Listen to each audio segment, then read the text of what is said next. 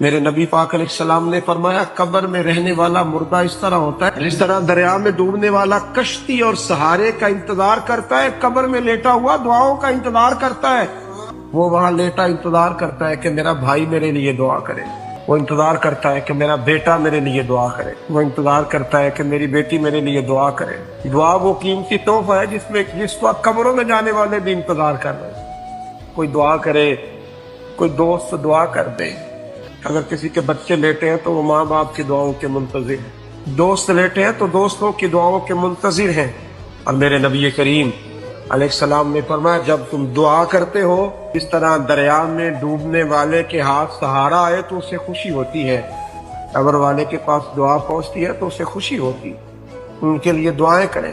میرے نبی پاک علیہ السلام نے فرمایا میری امت قبروں میں گناہگار جائے گی، نکلے گی تو نیکوکار